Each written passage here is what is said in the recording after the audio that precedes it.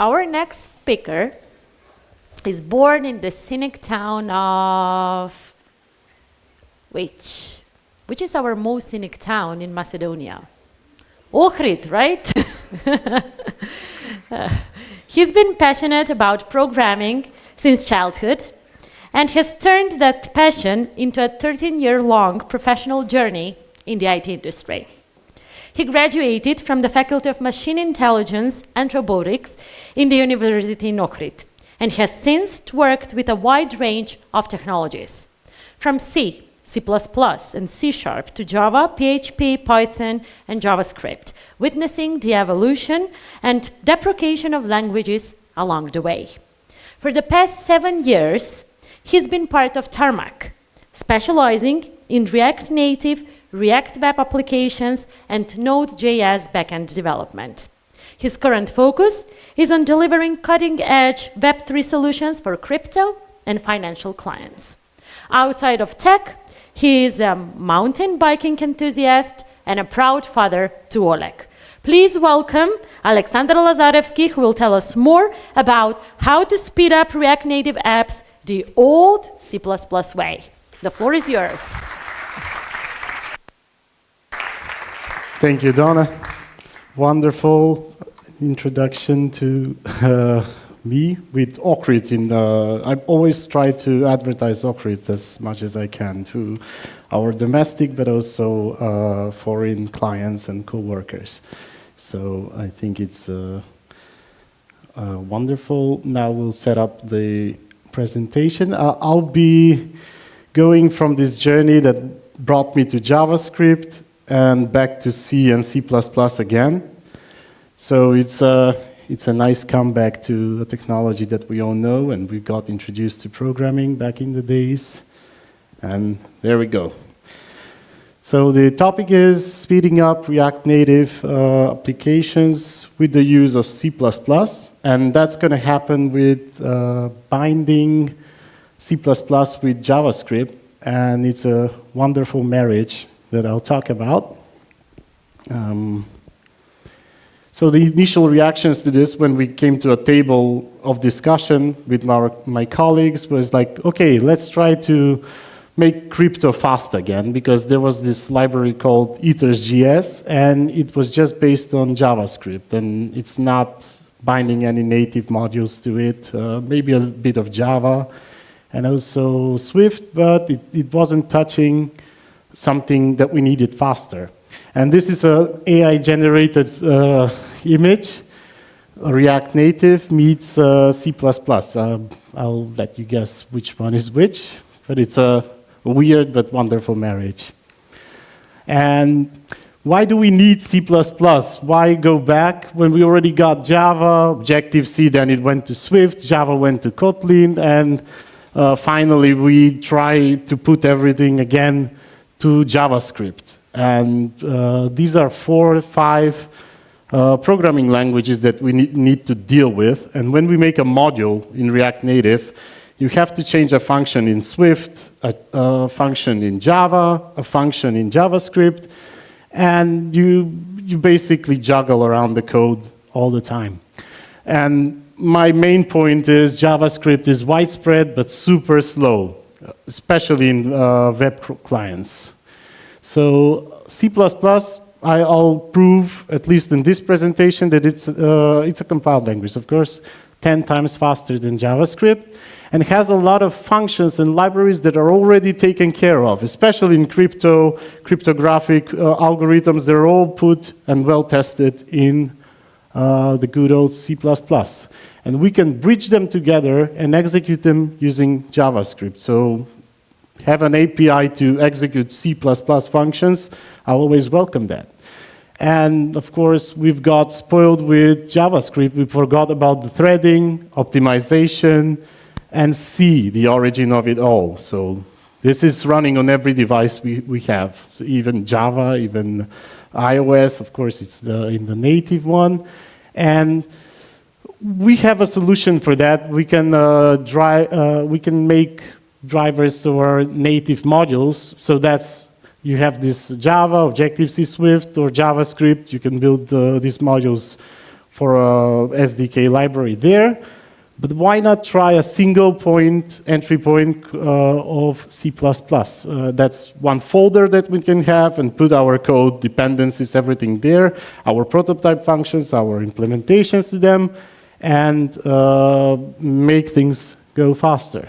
So based on my experience, working with crypto, especially with the Ethers library, which was an Ethereum wallet, cryptography was really slow using the JavaScript library. And also we tried bringing Java and C functions together. So we had a PKDF algorithm. It's a brute force resistant algorithm that generates public keys, addresses, and also private keys to those, derives them, makes multiple passes to work with the processing power that you have on the device.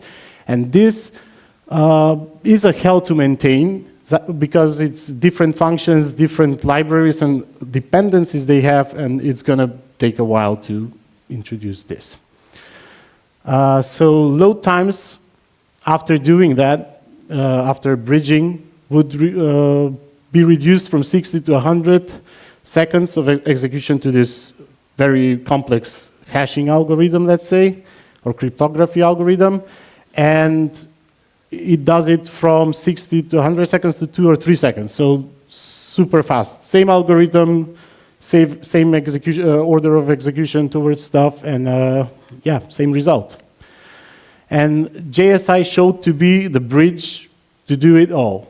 So without further ado, this will be a long video because it's real time of a demo of a prototype app, which you put a pin in it, you click on the generate button, and in the background, this is calling the hashing and crypto algorithms for PKDF, or it's going to create us a Ethereum function, Ethereum wallet, which is going to have a public address, private key, or a mnemonic phrase in our case, and it's JavaScript. Now, this is pure JavaScript, so it will take a little while to do that.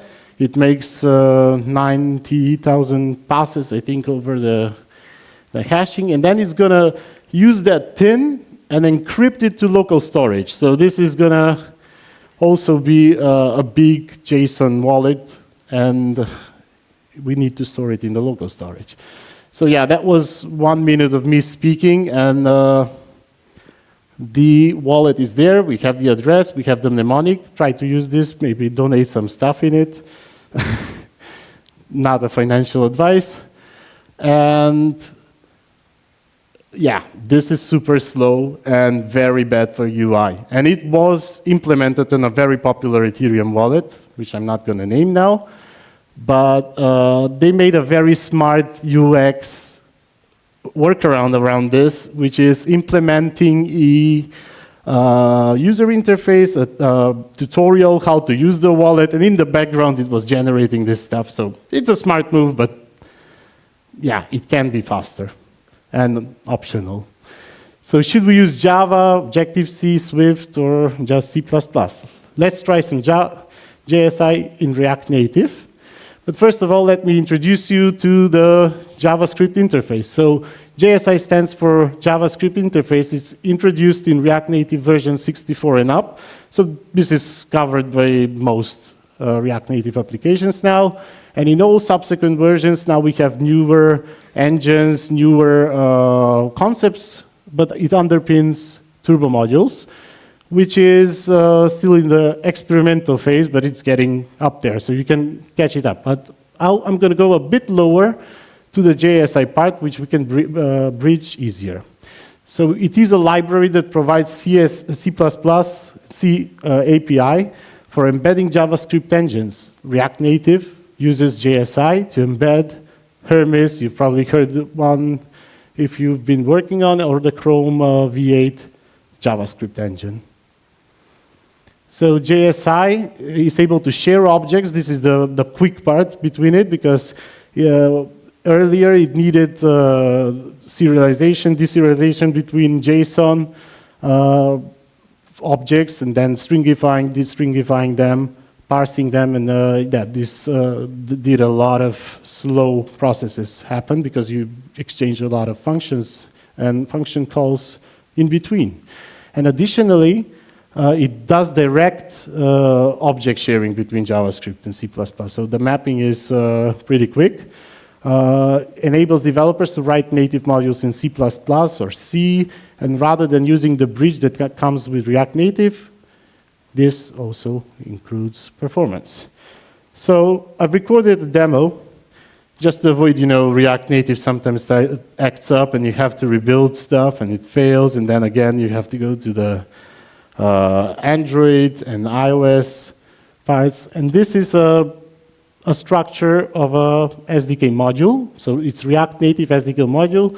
And this pod file, pod spec file, it's including two more folders, which is the C++ and C++ lib script. These are dependencies that we want to add as C libraries. And this is a main prototype I want to show you. So this is a function install, which contains a bit of calls, which I'm going to go through quickly. So it gets the JSI runtime passed on from the native platform. We use a create from host function. So we make encrypt function in our case.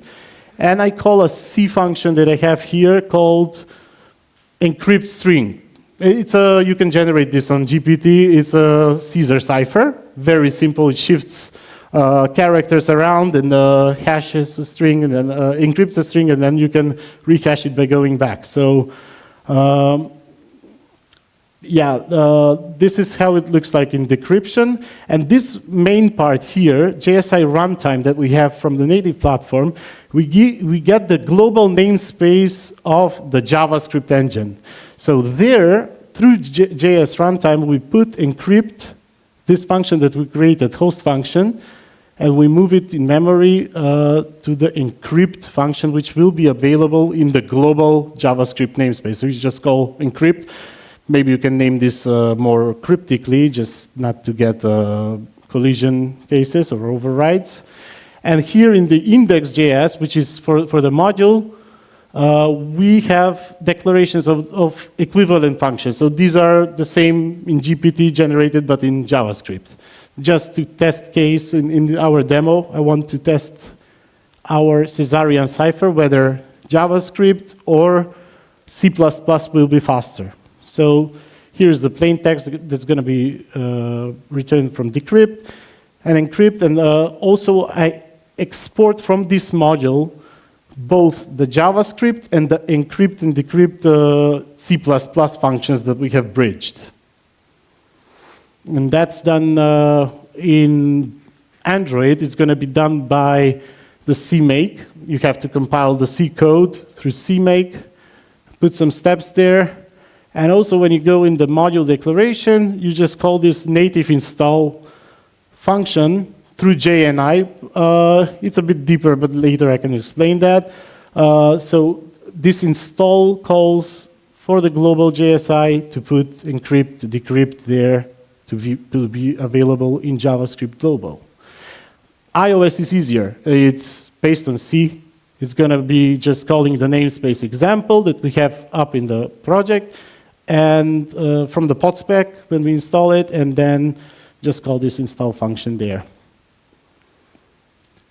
Okay, now we go in the example application, and there in the dependencies for this application, I have script.js, which is going to be external one, and React Native JSI Alex, which is the module we were working on previously. And in the simple app, sorry for not being very well structured here, TypeScript or whatever, it's an example app. We can get over it. And React Native JSI Alex exports this script, decrypt, encrypt functions that we have. So both the JavaScript declared ones and the C++ bridged ones.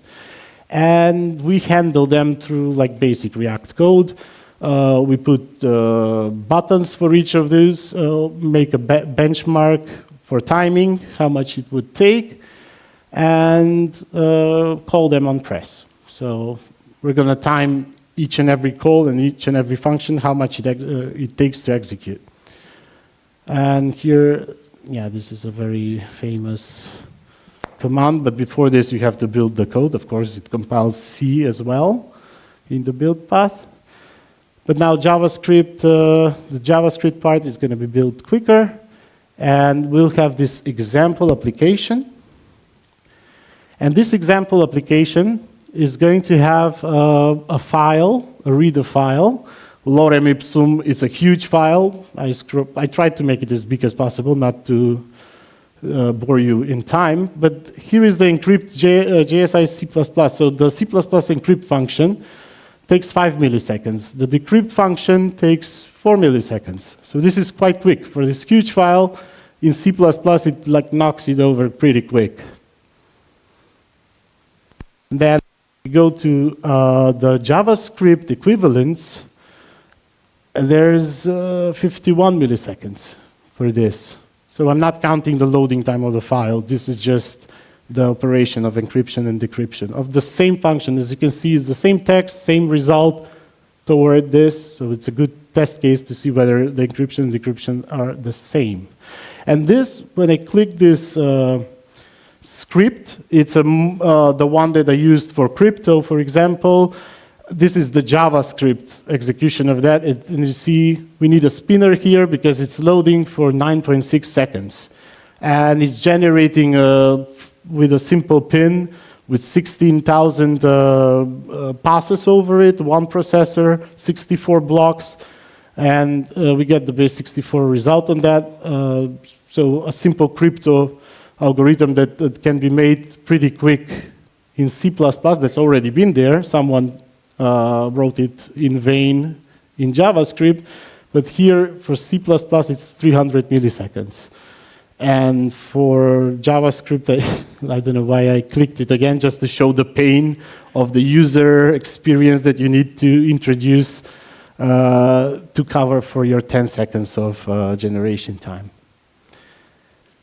Yeah, it's pretty quick. I would recommend you to explore how to integrate this. The only difficult part that I found was basically bridging the native install. But afterwards, once you get those functions, decrypt, encrypt, or hello world ready, you can start importing more and more complex libraries in C in that CPP folder. And it's one place that we have everything in, and it's, you can export it to the global namespace. Further on, you can process this. You can write wrapper functions. You can make them as promises. You can make them syncs, because synchronized code is a benefit also with this. And you have them available in one module, which is, both the JS code and the C++ code called as JS functions. So that's the part for the how to get there. And let's see, remember this 1 minute waiting for generation of a Ethereum wallet, now with C++, or our script library that's done with that. I'm going to play it, and let's start counting. After entering the PIN and clicking generate, it goes 1, 2, 3, 4. There we have. So that's the result of C++, and if you remember previously, it was only JavaScript. So what's already been done? We have Mark Rusavi, the repo which is here, and he has created the MMKV library, React Native key value storage. It's just the same as async storage, but a bit quicker. And also he has touched on multi-threading. I've also explored this one, but with another approach. It's still in an experimental mode, so a lot of stuff needs to happen to get there yet. It's not there yet. So these are some benchmarks from the MMKV, which you can already start using. And it's reading a file value from storage, from local storage or your library storage, 1,000 times. So the same value 1,000 times. And the time grows exponentially, I think. Yeah, that's the way it does. And React Native MMKV is 12 milliseconds to do this. As comparison, the most popular one is async storage for React Native developers. It's 242 milliseconds. And That's a huge difference. That's, as I say, like C++ brings back hope to some common issues that JavaScript fall short to achieve. And what the future holds? Well, you can have a lot of, there are a lot of C++ developers, and they can help you adapt all existing and useful libraries to JSI and export them to use for modules. Explore multi-threading. Once again, it's not there yet. We can explore image and video processing at crazy speed. So if you run some supported C and C++ libraries for image and video processing, like OpenCV, I think, but I haven't tried it yet, but this is also a good point to start exploring. And find a way to debug JSI breach functions, because the Chrome debugger falls short. It doesn't support breakpoints on this, but Flipper does. So thank you, and let's explore this with a few questions and answers I believe I can give. So. Thank you. Any questions? We have 2 questions for now, and I cannot see if we have more upstairs, but I think that, yeah, we can start from here. Thank you. Yeah, maybe not so much a question, but let's ask it anyway. For having functions like the ones with encryption, would it be smarter to run it in the backend on the server side? Well, yeah, of course. There's a lot of complex functionality, especially for front-end applications that we do on backends. Like even Siri, if you know, like it sends it to Apple, then processes stuff and goes back. But in the crypto world, there's this privacy community that wants everything to be owned in their own device, and to run it locally and generate wallets locally, not be on a server somewhere. So definitely, yeah, it's smarter to go online, but if you want to make an application offline and have your money available in your passphrases or your public addresses wallets, you need to go local. So this, and also editing videos and that sort of stuff. So if you want to have it on the device itself. So I was assuming that. Thank you. Thank you for the question. Thank you. Yeah, can you pass the microphone to the, yeah. Thank you. Hi, Alex. So related to the general fear between developers that C++ is very hard language, especially because you need to manage like memory and stuff. Did you face that issue, or actually it's much more like easy to adapt, like if you know how to program properly afterwards? Yeah, so it's not a problem for me because I worked on already done libraries, like libscript, for example. It's been tested for a while, and smarter people than me did it. And if you use this already, like which I'm pitching, like the C++ and C packages that are available and tested over the years and proven pretty consistent, I think, yeah, you will not have problems with memory. Otherwise, you will get a memory error, get out of the sandbox of the mobile operating system, and then it crashes the application. But it's safe toward that regard. If you make mistakes, you can fix them. It will not crash the whole system. It's sandboxed. And yeah, try to use AI to help you go back to C, or you can use proven libraries, like I recommend doing. Thank you. Thank you. Do we have another question? Yeah, over here in the middle, please. Thank you. Thank you. So I have 2 sort of just points I want to make sure, because honestly I find it a little bit hard to believe. So the first thing is that just to get rid of the, the most usual case is that because I didn't understand all parts of the code, of course I haven't worked with it,